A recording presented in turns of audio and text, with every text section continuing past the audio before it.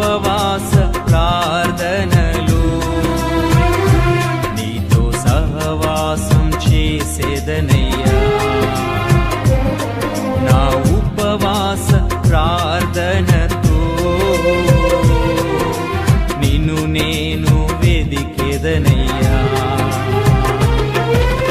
నా పాప క్రియలన్నీయు నే విడిచిపెట్టెదనయ్యా.